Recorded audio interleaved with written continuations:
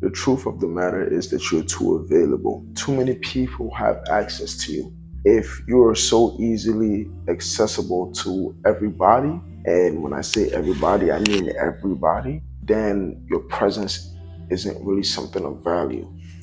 If anybody at all can just access you on their time whenever they feel like it, you're not a valuable person, because a valuable person needs to have their own time in which they are unreachable. Nobody can just summon you like a genie and then you back into their well. You can't be easily accessible by everybody. The higher you get in life, the more you realize that your time is very valuable. So you must treat it as such. Nobody can get access to your time if they're not providing any value. If they're not providing any value, they shouldn't even be around you to begin with. But on the topic of availability, you shouldn't be readily available to everybody. You should pick and choose who you're available to and what time you're available to them and how you're available to them. You need to start treating yourself as if you're a business, so to say.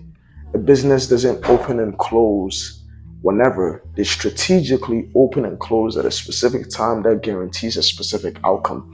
If they need to drive in customers on this date or on that date, they will restructure their hours to position them in a time frame that would guarantee the most success. You need to treat yourself as such. Don't just give people time.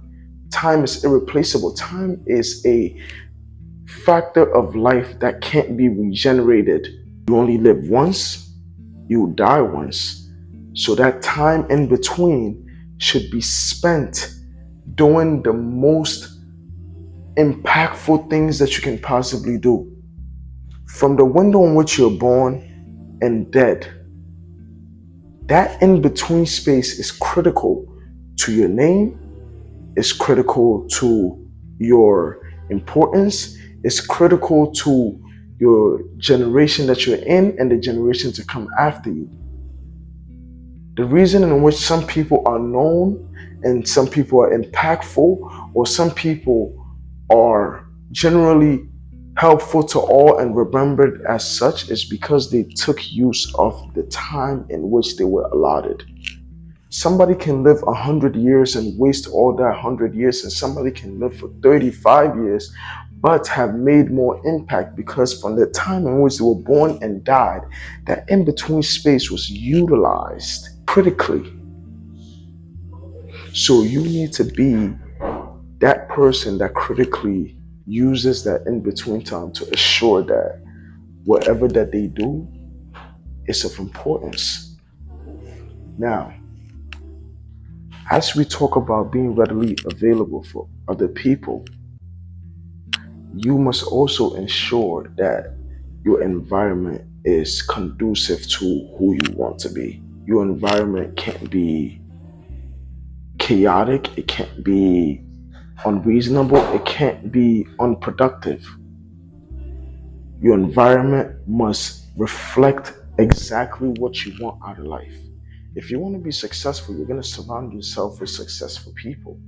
If you want to get ahead in a certain field, you're going to surround yourself with those people because those people will be able to help you reach that status in which you're trying to attain. You can't say that you want to be a doctor and you hang around people that drink and smoke and party all day. You will get off the course in which you're planning to be on or the course in which you think you're on. But if you hang around people that have your same mentality and have your same goals and your same drive, you will be on track to do exactly what you want to do because, believe it or not, your friends are a mirror. There's a reason why there's a saying that says, show me your friends and I'll show you who you are, because whether or not you want to believe it or not, the people that you hang around determine who you are or who you will be. You can't surround yourself with bums and then say that you want to be successful. It doesn't make any sense. Your environment needs to be conducive to who you are and who you want to be. You understand? Now, the light that is within you needs to shine in whatever that you do. The light that's within you needs to shine because if you allow that light to dim, then you're not fulfilling the purpose in which you're supposed to fulfill. The funniest thing to me is how everybody likes to talk about this little light of mine, I'm gonna let it shine, this little light of mine. First of all, little can't be in the same sentence as you when you're made in the reflection and image of God. There's nothing little about God. So this big light in you, you're gonna make it shine. But before we even talk about the size of this light, we need to talk about who you are as a person. The light that is within you can only shine when you're walking in the purpose in which you're supposed to walk in. Without you walking in the purpose in which you're supposed to be in, you're a flashlight with no batteries.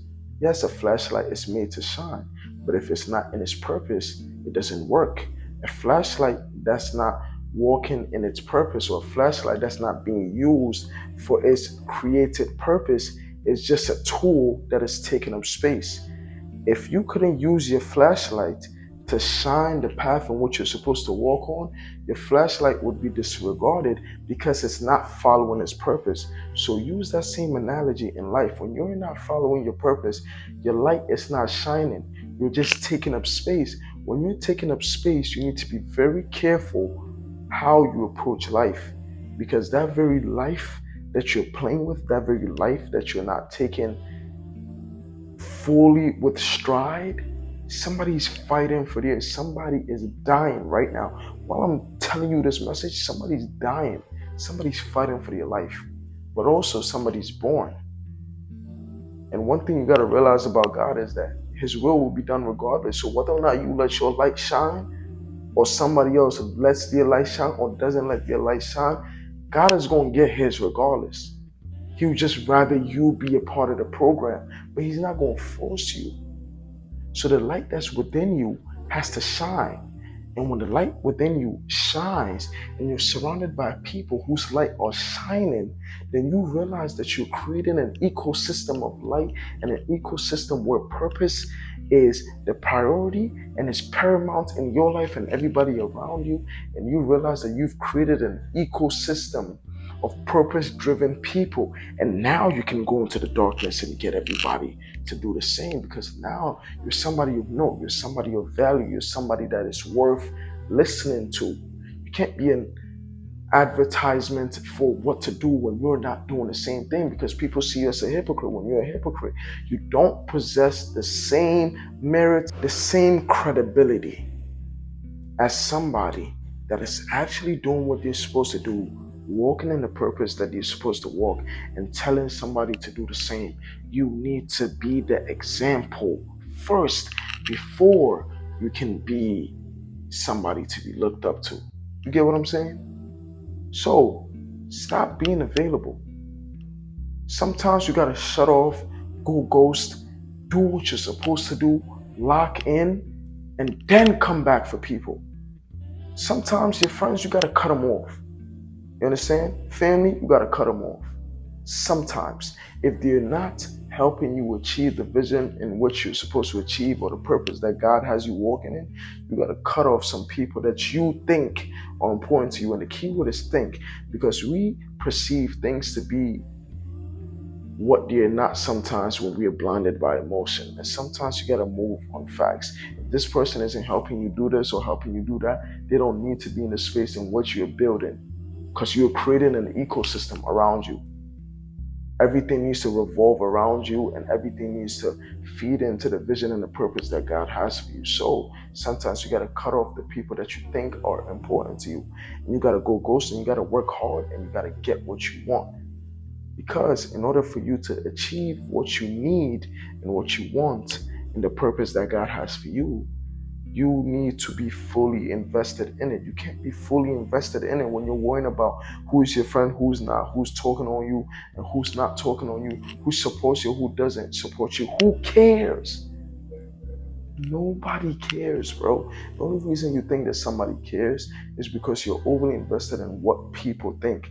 And I'll tell you this for free. If you're overly invested in what everybody thinks of you and the perception that they carry about you, you not make it anywhere in life, because instead of focusing on how you're going to get to this bag or get to this goal or get to this success, you're worried about how somebody views your success or views your character. It doesn't do anything for you but drag you down, because you're weighed down by the perception and the expectations that others have set for you that doesn't necessarily benefit you. So if there's anything that you got from this, make sure that you are creating an environment that reflects where you want to be in life. Cut off the people that don't benefit you. Work hard, put your head down, get what you need, get what you want. Work in purpose and be the example that you want to see in the world, and you see other people following suit. Because humans are very observatory. If a human sees something that works, regardless of whether they like it or not, they're inclined to give it a chance, because they want to see what they're doing work as well. And what better way to do that than to follow a recipe that's already proven for success?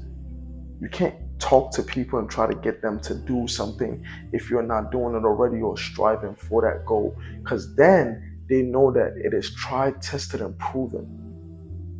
Be the tried, tested, and proven product, and stop being the one that just talks about it. Go do it.